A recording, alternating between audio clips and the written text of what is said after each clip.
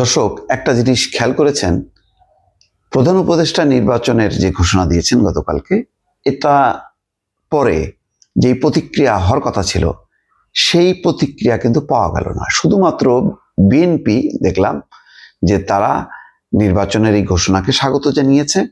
তার আগে যে জুলাই ঘোষণাপত্র, যেই আনুষ্ঠানিকতা বা যেই বিষয়বস্তু, সেই ঘোষণাপত্রের ঘোষণাকেও স্বাগত জানিয়েছে। অর্থাৎ ডক্টর মোহাম্মদ ইউনূস গতকালকে দুটি ঘোষণা দেন, একটি হচ্ছে জুলাই ঘোষণাপত্র, আরেকটি হচ্ছে নির্বাচন। দুটাকেই স্বাগত জানিয়েছে। এখন প্রশ্ন হলো যে বাংলাদেশে তো বিএনপি একমাত্র দল না, আরো দল আছে। অন্য দলগুলোর প্রতিক্রিয়া কি খেয়াল করেন। জামাতে ইসলামী কিন্তু জুলাই ঘোষণাপত্রের ব্যাপারে বলছে যে তারা বেশ হতাশ, কারণ এটি কবে থেকে বাস্তবায়ন হবে সেটা বলা হয়নি। এনসিপি বলছে যে আমাদের অনেক কিছু ইনপুট সেখানে দেয়া আছে, কিন্তু সবগুলো বাস্তবায়িত হয়েছে সেটা বলা যাবে না। অর্থাৎ তাদের একটা দ্বিধার দ্বন্দ্বের মধ্যে তারা একটা সীমিত প্রতিক্রিয়া দিয়েছে। যেমন প্রতিক্রিয়া দিয়েছে বিএনপি, তার মতন করে তাল মিলায় কিন্তু ইসলামী আন্দোলন, এনসিপি, জামাত ইসলামী দেয়নি। জামাত ইসলামী পরিষ্কার ভাবে নির্বাচন নিয়ে তারা এখনো পর্যন্ত কোনো প্রতিক্রিয়া দেয়নি। শুধু জুলাই ঘোষণার ব্যাপারে বলছে যে এটা কবে থেকে বাস্তবায়ন হবে এটা দেওয়া হয়নি, ফলে আমরা হতাশ।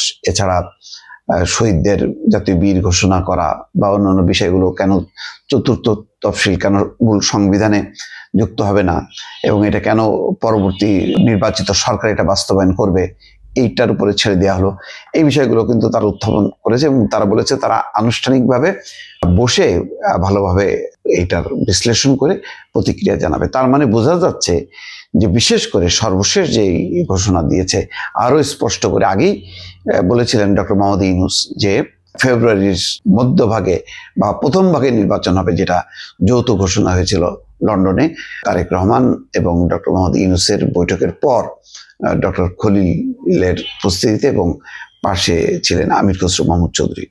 তখন কিন্তু বলা হয়েছিল এবং সেটাকে আরো স্পষ্ট করলেন। তার মানে এখন ডক্টর মোহাম্মদ ইউনূসের অবস্থান আর বিএনপির অবস্থান কিন্তু বিচ্ছিন্ন না।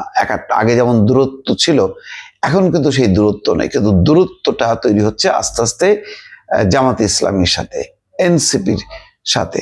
হয়তো আমার যেটা ধারণা, যেটা ডক্টর মোহাম্মদ ইউনূসের কাছে তাদের প্রত্যাশা ছিল যে পিআর পদ্ধতির কথা বলবে স্থানীয় সরকার নির্বাচন এবং সংস্কার, মৌলিক সংস্কার আরো বেশি করে হবার পর নির্বাচন, এমন হয়তো প্রত্যাশা ছিল। তাতে তারা হতাশ হয়েছে।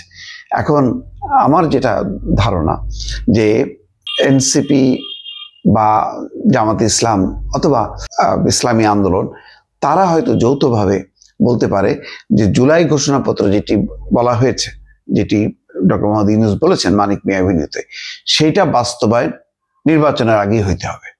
কারণ নির্বাচিত সরকার যে সেটা বাস্তবায়ন করবে তার কোনো নিশ্চয়তা নেই, এমন অবিশ্বাস সন্দেহ কিন্তু আছেই। এখন তারা এই ঘোষণা দিয়ে একটা আন্দোলন গড়ে তুলতে পারে, বলতে পারে যে গণভোট চাই এই জুলাই ঘোষণাপত্র বাস্তবায়নের জন্য, এবং এটা ছাড়া আমরা নির্বাচনে যাব না। ফলে নির্বাচনে অংশগ্রহণটাকে এখন কিন্তু সংকটের দিকে ফেলে দিতে পারে এই রাজনৈতিক দলগুলো। তখন বিএনপি কিন্তু একটা সংকটে পড়বে।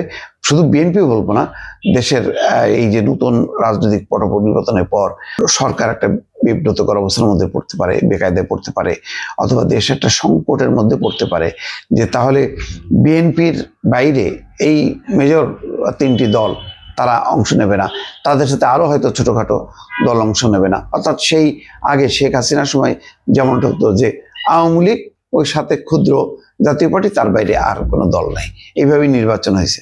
তাহলে আবারও কি সেই একতরফা নির্বাচন বা সবার অংশগ্রহণ ছাড়া নির্বাচন হবে? এমনিতেই আওয়ামী লীগের এই নির্বাচনে অংশগ্রহণের সম্ভাবনা আমি একেবারেই দেখি না। তো আওয়ামী লীগও নাই, জামাতও নাই, এনসিপিও নাই, ইসলামী আন্দোলনও নাই। এই অবস্থায় নির্বাচনের এই ঝুঁকিটা কি ডক্টর মোহাম্মদ ইউনূস নিতে পারবেন? এটা কিন্তু একটা বড় প্রশ্ন। দর্শক, ভালো থাকবেন। আল্লাহ হাফেজ।